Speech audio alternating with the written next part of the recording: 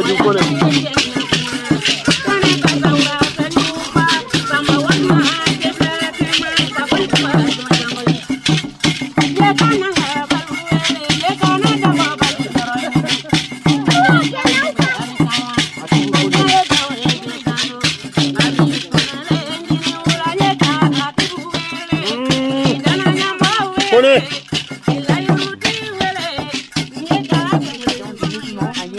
Président du gouvernement fantôme du Mali. Je m'appelle Nizira Agibou Kone, né le 19 février 1968 à Zandiela, dans l'ancien État Bambara du Tiendougou, au sud du Mali. Je suis le fils de Dounomba Daba, qui est le fils de Matoma Koura, qui est le fils de Dankoura Seri, qui est le fils de Yesso Daba, roi du Tiendougou au XVIIIe siècle et fils de Nyakurubo, fondateur du village de Zandiela et fils de Kebila Tenamaka, fondateur du palais de Kebila et de l'état Bambara du Tiendougou au XVIIe siècle, fils de Sanaba Oudiuma et petit-fils de Gonkoro Seri, et enfant de Sidio Nine, fille de Sidio Dioeri, roi de Sidio et de Kiimi au XVIe siècle. Je suis un militant sincère et engagé, un patriote convaincu qui aime les gens et son pays. J'ai eu à mener des combats, à assumer des responsabilités au plus haut niveau pour le Mali et pour le peuple malien. À titre d'illustration. 1. J'ai écrit tout seul de mon propre chef la stratégie et le plan de l'insurrection de l'AEM consigné dans un document qui m'a servi à convaincre les autres responsables de l'AEM et qui a abouti au comité directeur du 17 mars 1991 à l'ENA qui a décidé de faire la révolution jusqu'à la chute de Moussa Traoré pour venger notamment la mort de Cabral, mais aussi pour donner un espoir à la jeunesse confrontée au favoritisme, à la privation de la parole, au chômage, avec des parents pauvres. Racketté et brimé par l'administration. J'ai travaillé au champ tous les jours sans école, et durant toutes les vacances jusqu'en terminale. 2. J'ai conçu l'organisation et conduit la mise en place des structures de l'AEM, les comités de crise dans les quartiers, l'avant-garde de la révolution pour pallier la fermeture des classes qui était l'arme fatale du régime contre Cabral et nos aînés de l'UNIM en 1980. La fermeture des classes entraînerait automatiquement la démobilisation des élèves et étudiants en mettant leurs syndicats et leurs leaders à la merci de la répression policière. Pour faire une révolution, il faut le peuple. Les comités de crise de quartier garantissaient la mobilisation de tout le peuple, simultanément partout, en petits groupes, avec l'ordre express de transformer chaque centimètre carré de la ville en champ de bataille, à coups de pierres et de cocktails Molotov. Il fallait avant tout éviter les attroupements afin de ne pas servir de cible facile aux chars, tout en obligeant l'armée à disperser ses troupes et à équilibrer un peu les forces en sa défaveur. C'était notre petite surprise pour Moussa Traoré qui avait commencé dès le mois de février 1991 à ramener à Bamako les troupes cantonnées dans les régions à en croire ses représentants à l'époque au sein de la commission ad hoc à laquelle je participais en compagnie de Amadou Nba pour le compte de l'AEM, et qui avait été formée non pas par le ministre de l'Éducation mais par celui de la Défense, le général Mamadou Koulibaly, pour résoudre la crise scolaire.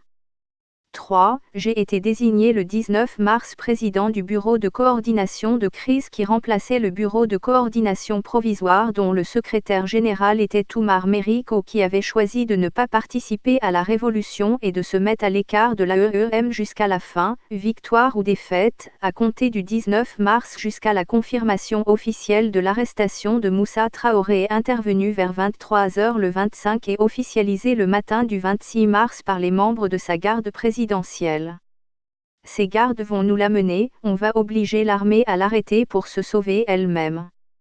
Moussa a une mainmise totale sur l'armée depuis l'élimination de ses amis du comité militaire, mais il y a encore des hommes dans cette armée, quand ils auront à se chercher eux-mêmes ils vont l'arrêter et nous l'amener, c'est ce que j'avais dit aux camarades en défendant le projet pour renverser Moussa contre lequel j'avais fait le serment de la vengeance à l'âge de 14 ans pour avoir fait arrêter et emprisonner tous les vieux du Tiendougou, pour avoir ordonné de ligoter et de frapper un voleur de vaches qui avait un proche au pouvoir.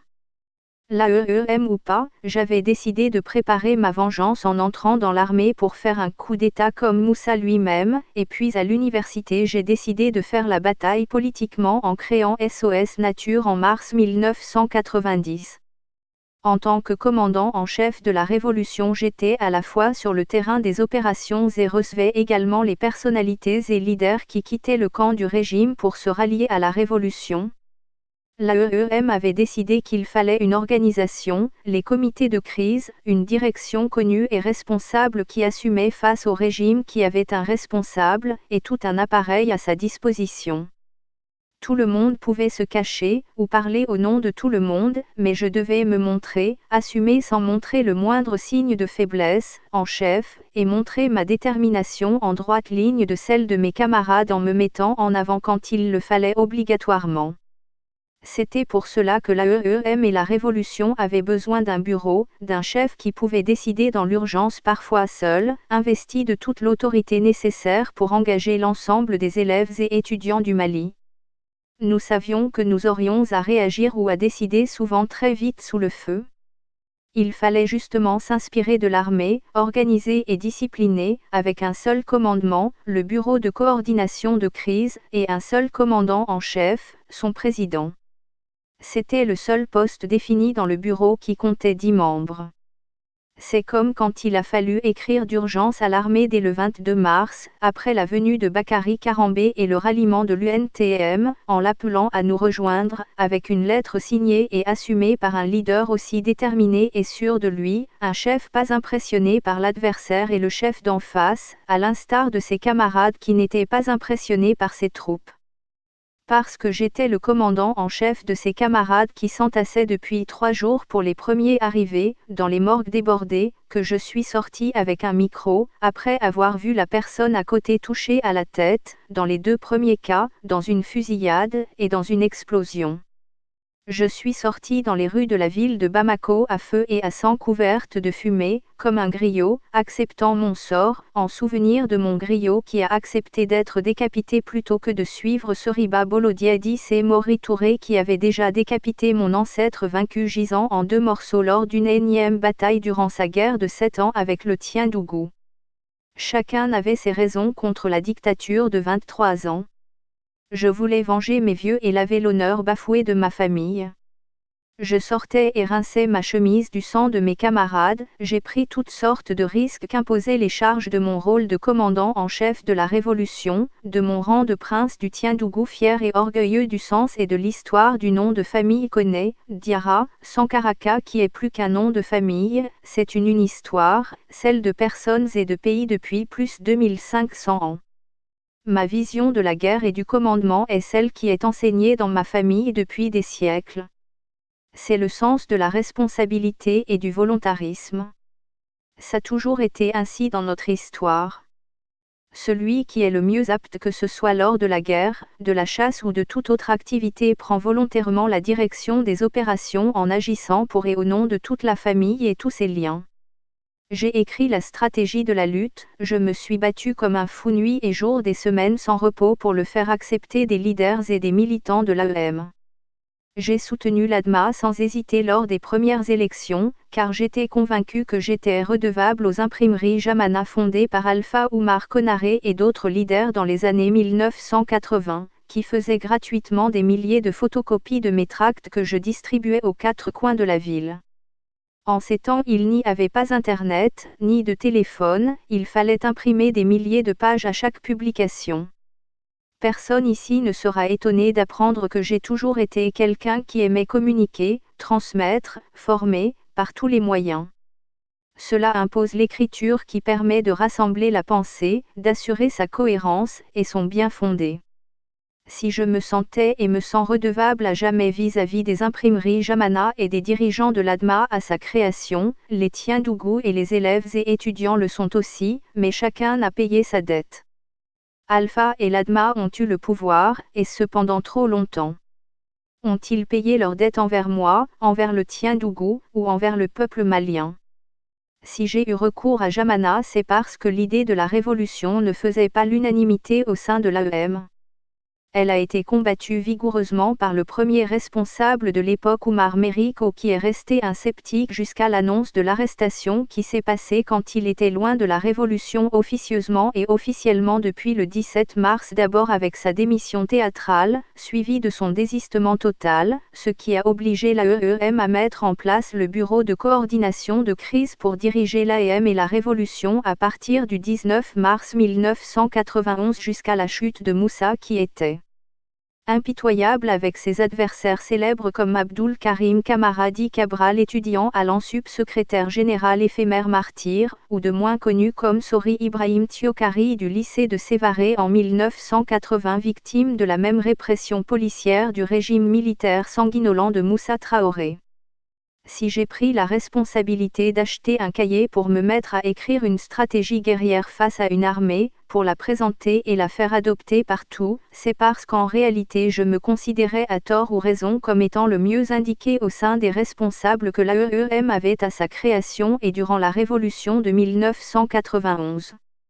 Premier incontesté de toutes les classes, en dehors du lycée technique en 10e et en 11e, 2 fois, pour cause de problèmes graves de santé, de la première année, où j'ai tenu une classe de 110 élèves et enseigné à mes camarades toute la journée de novembre à juin, jusqu'à la terminale, en sciences exactes terminale, où je suis arrivé premier au premier trimestre avec 58 points d'écart sur le deuxième, pour avoir droit à une bourse d'études à l'étranger, que je n'ai pas eu malgré le fait qu'en terminale j'étais également secrétaire général du comité UNJM la jeunesse du parti unique au lycée de Bougouni. Je ne ressentais aucune peur véritablement comme s'il ne pouvait rien m'arriver, contrairement à certains qui se cachaient à chaque crise de l'AEM.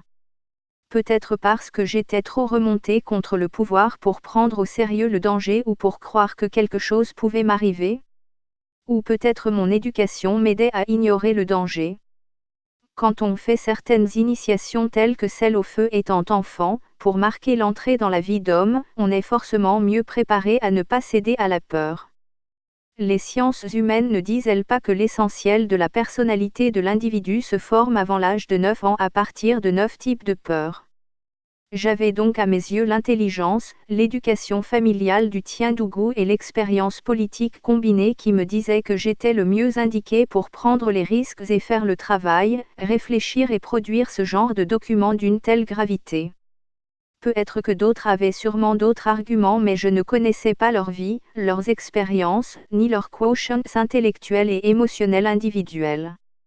Et j'avais une raison supplémentaire à titre personnel d'en vouloir à Moussa et à son régime pour prendre tous les risques avec l'affront fait au Tiendougou en 1982, et ma propre histoire après avoir été privé de bourse d'études à l'extérieur, par la faute de certains qui se sont servis de leur pouvoir comme ils l'entendaient, et non dans le sens de la justice ni de l'intérêt collectif, en me privant de bourse du gouvernement et de bourse pour le compte de l'UNJM qui recevait et distribuait chaque année son quota de bourse.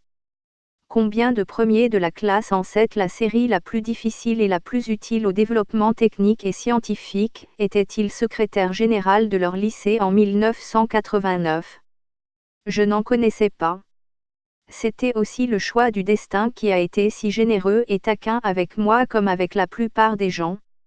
J'ai pris des responsabilités, les miennes depuis toujours dans tous les domaines, avant, pendant et après la révolution de mars 1991 qui a vu le triomphe de la stratégie pour laquelle certains étaient prêts à me faire lyncher pour avoir juste osé en parler entre nous en réunion clandestine dans une chambre. J'ai à nouveau une stratégie infaillible et un plan précis, un autre document clairvoyant pour changer le Mali afin que le sacrifice consenti par le peuple et les martyrs porte ses fruits de la façon la plus éblouissante comme le matin du 26 mars 1991. Je me rappelle encore l'incroyable jubilation des gens dont certains me traitaient de fou quelques semaines plus tôt, ou même durant la Révolution en voyant ma détermination fondée sur ma certitude affichée de la victoire du peuple selon mon cahier qui avait été jugé assez crédible par l'AEM pour en faire le document fondateur de l'AEM et de la conduite à tenir pendant la Révolution. Je suis en train de tout sacrifier depuis des années pour vous convaincre tous les jours, car je crois en la victoire, en ma victoire, en notre victoire. Je ne cherche pas le pouvoir pour moi, pour un confort ou pour un rêve de vie quelconque, ni pour l'or ni pour l'argent ni pour la gloire qui sont des choses que j'ai eues et connues de façon singulière. Ce sont des choses que je peux chercher et avoir par moi-même dans d'autres domaines comme mon parcours le démontre. Jamais je ne convoiterai la gloire depuis celle de la première année, surtout après avoir été forcé de faire la deuxième année avec les camarades à qui j'ai enseigné si efficacement au point que notre classe détient encore les records de succès à l'école de Zantiebougou qui existe depuis plus de 50 ans. J'avais 7 ans et demi, et j'étais très désabusé et très déçu de me retrouver en deuxième année alors que j'aurais dû être en quatrième ou cinquième année. Je m'ennuyais en classe mais je vivais avec la peur aussi de me faire devancer. J'étais tombé dans l'anonymat et l'indifférence alors que l'année précédente je faisais la montée du drapeau à la place du directeur au milieu de toute l'école chantant l'hymne national. 2 semaines après la entrée en première année, j'ai lu en un week-end les livres de première année et de deuxième année. Je calculais entre 17 heures et le coucher du soleil, la note totale et la moyenne de 110 élèves, debout au tableau, le maître assis me dictant les notes et recopiant les résultats. Au lieu de me voir promu enseignant à la place du maître qui s'est occupé entièrement de son poste de directeur, je me voyais finir avec la quatrième année au moins avant la fin de l'année. J'avais faim de connaissances. Sinon je pensais que dans le cas échéant on me dirait d'aller à la maison et attendre de commencer une nouvelle classe l'année suivante. J'aurais aimé cela aussi pour rester près de ma mère qui n'avait que moi et qui me manquait atrocement. L'enseignement ne fut qu'une diversion. Quand je pense à la deuxième année je pleure aujourd'hui encore. Ce fut trop cruel. J'avais refoulé cette blessure pendant longtemps. À l'époque, en dehors de regarder vers la direction toute la journée en début d'année, j'ai fait comme si de rien n'était. Je n'ai rien demandé. Je ne me suis pas plaint.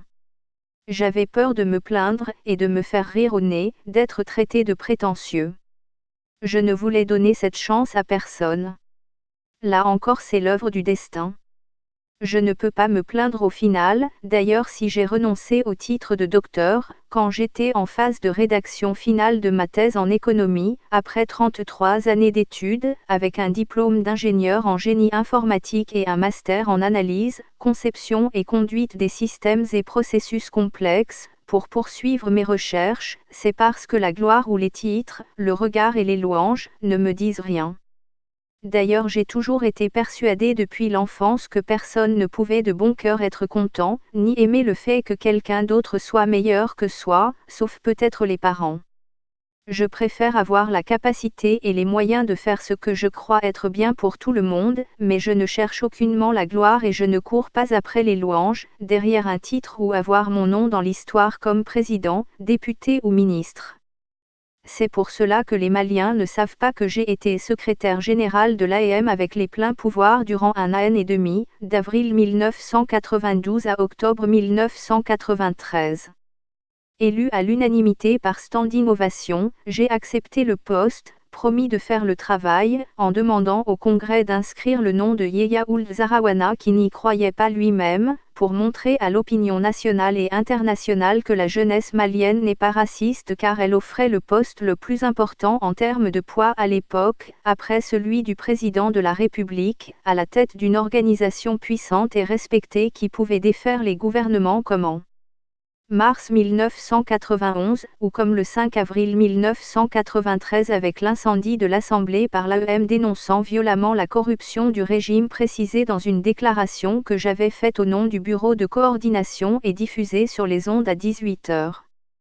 La démission du gouvernement a été annoncée le soir même à 20 h, 9 mois après la mise en place de la première Assemblée démocratiquement élue après celle du 19 août 1958. J'ai assumé ce poste très difficile en évitant l'année blanche et en me taillant une réputation de dictateur après de nombreuses exclusions aussi bien du bureau de coordination de l'AEM que des comités scolaires pour indiscipline ou corruption. En dehors des dirigeants, les Maliens ne savaient pas qui était le véritable chef de l'AEM. J'étais le président de la commission de l'AEM sur le Nord. C'était une contribution pour la paix. C'est pas le titre, c'est le résultat qui compte en ce qui me concerne. C'est là où je me juge. Je connais la gloire. Elle n'apporte rien à celui qui l'a, sauf la jalousie, l'envie et la haine chez certains. J'ai vécu dans la terreur de devenir de deuxième de la classe, de me faire devancer durant tout mon premier cycle, et de faire la peine à ma mère qui en serait forcément blessée par les mauvaises langues et les moqueries. Celui qui a la gloire vit dans la peur de la perte de l'objet ou la chose qui lui apporte la gloire. L'argent apporte la gloire. Le riche qui travaille très durement pour devenir et rester riche, vit au quotidien dans la peur de la faillite, de la misère, et de ce qu'en diront les gens.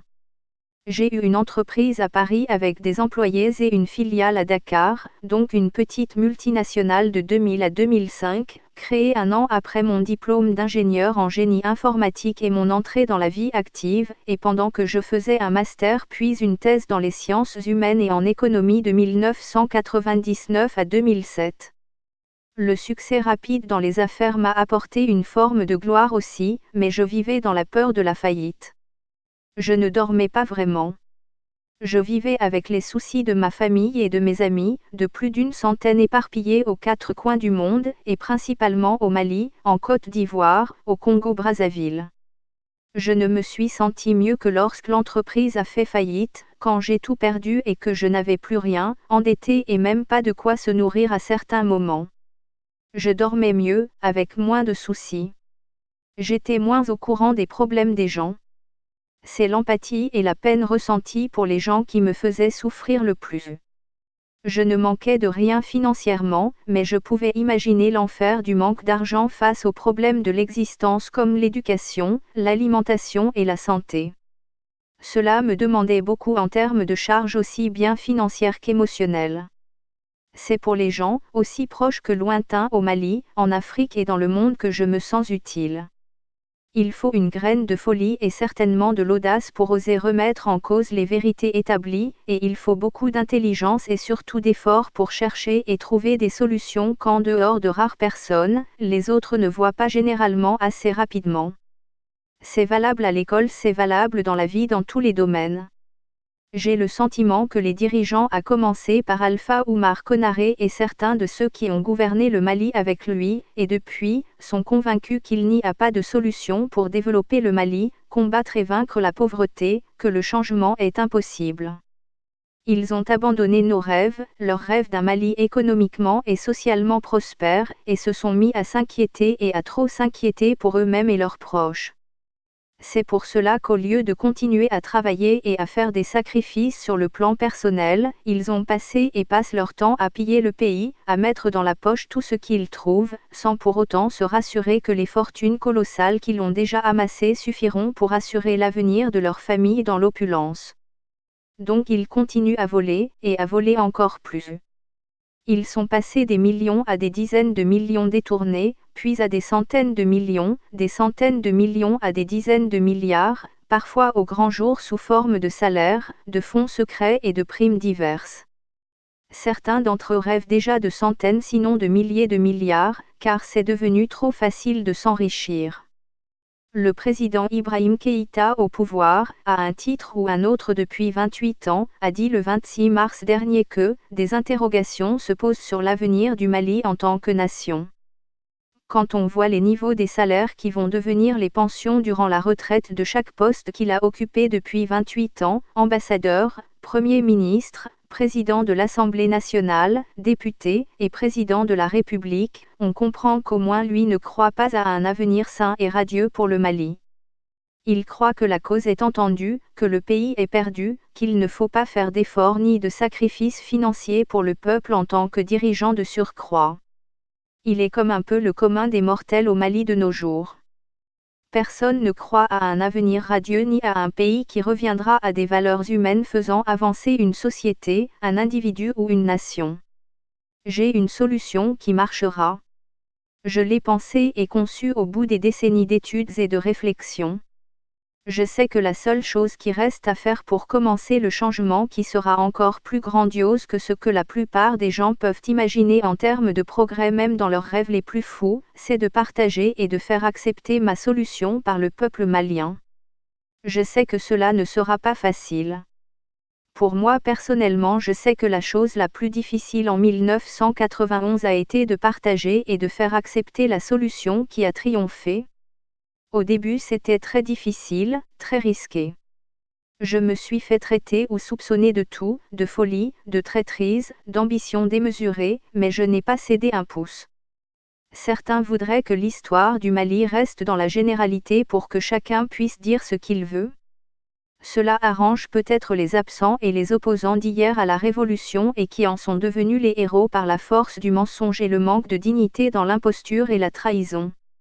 Des gens qui ont combattu la Révolution et qui l'ont fui sont les premiers et les seuls à parler de la Révolution dans les médias publics et privés aujourd'hui. Le premier d'entre eux est Oumar Meriko qui n'a jamais eu la présence d'esprit de dire un seul jour comment la révolution a été organisée ni comment elle a été tenue, m'obligeant soit à me taire sur mon propre passé et sur l'histoire du Mali, soit à dire la vérité sur mon passé, ce qui révélera son imposture et sa volonté de berner le peuple malien sur sa propre histoire. Nous avons été nombreux à nous battre au sein de l'AEM, mais en tant que leader nous sommes loin d'avoir eu les mêmes rôles ou les mêmes responsabilités. Les choses ne se font pas toutes seules. Il n'y a pas d'histoire ni de changement sans des acteurs déterminants à chaque étape. Pour que l'histoire soit complète, chacun à son poste doit dire ce qu'il a fait concrètement à titre personnel. Il ne faut pas s'approprier le travail d'un autre en aucun cas. Le Mali a besoin de changement, il y a une solution et une personne porteuse de cette solution qui a déjà fait ses preuves autant qu'on puisse le dire dans ce pays ou dans n'importe quel pays. S'il faut du cœur pour sauver le Mali, j'ai fait mes preuves plus que n'importe quel président ayant dirigé le Mali de 1960 à ce jour. S'il faut de l'intelligence pour diriger le Mali, j'ai fait aussi mes preuves et de loin plus que n'importe quel président du Mali. S'il faut du sérieux, du sang-froid, de la consistance, de la pondération, et du sens de la responsabilité, diriger une classe à 6 ans et demi, en dit plus sur mon caractère tout autant que sur mon intelligence, que tous les discours, et bien plus que mon calme et ma détermination affichés devant le peuple malien durant la Révolution. S'il faut être humble et désintéressé, là aussi j'ai montré suffisamment ce que je vaux durant toutes ces années et décennies passées, parfois dans le dénuement, mais en me tenant loin des sources de corruption et de mensonges quand d'autres font des mains et des pieds pour y participer. S'il faut avoir une raison valable pour être président, j'en ai plus que n'importe qui, car j'ai la responsabilité historique devant Dieu et devant les hommes de veiller sur la démocratie et sur le Mali, et de protéger la mémoire des martyrs qui se sont sacrifiés à mes côtés, en exécutant mon plan, sous mon commandement, pour un autre Mali plus juste, plus prospère et digne. C'est pour cette raison que j'ai servi le pays au plus haut niveau aux premières heures et dans les premiers jours, jusqu'au retour au calme dans les rues et dans les camps militaires de Bamako, lors des troubles qui ont secoué notre armée et notre pays en 2012. Je suis intervenu à la demande expresse et quasi simultanée des deux protagonistes, le président Amadou Toumani Touré et les mutins, comme s'ils s'étaient concertés, m'informant de la gravité de la situation et me remettant le Mali entre les mains. Après le retour au calme et l'entrée en scène de la classe politique corrompue, je me suis tenu à l'écart, comme je l'ai toujours fait depuis un quart de siècle. Ma priorité qui est la paix et surtout l'unité dans notre armée et dans notre pays, et mes moyens politiques limités de l'époque, m'ont persuadé de rester en réserve et disponible pour le Mali, comme pour chaque Malien, dans la sincérité, la fraternité et l'honneur, pour la recherche de la paix et du bien-être collectif, de la justice et de l'équité dans le pays. Le pays n'aura pas toujours la même chance de se sortir de situations chaotiques. Le monde change tous les jours. Il faut anticiper pour maîtriser le changement. Nous créons un gouvernement fantôme du mouvement AYELE pour être une voix pour les sans-voix, et pour exposer et partager avec les Maliens le projet et les solutions du mouvement AYELE sur chaque question traitée ou non par le gouvernement. Les ministres du gouvernement fantôme auront à répondre à leurs homologues du gouvernement réel du Mali, démontreront leurs valeurs individuelles, et seront prêts à assumer efficacement leur poste si le peuple malien décide de donner une majorité parlementaire au mouvement AYELE et à ses alliés lors des prochaines élections législatives. Je veux le poste de président de la République afin de sauver le Mali et honorer la mémoire de nos ancêtres et le sacrifice de nos martyrs.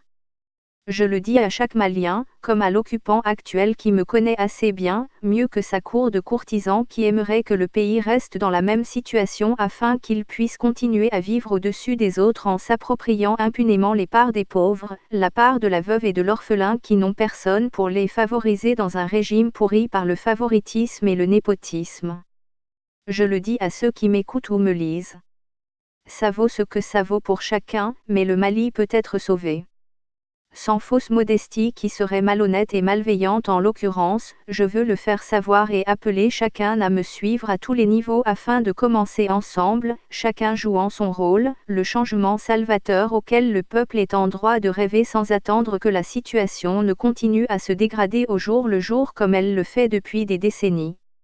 Ensemble dans la confiance retrouvée et accordée réciproquement, rien ne nous est impossible en termes d'innovation politique permettant de jeter les bases d'une économie stable et prospère, soutenue par un état de droit irréprochable baignant dans une culture rayonnante, avec des institutions politiques et administratives authentiques aux commandes d'une nation digne, juste et équitable.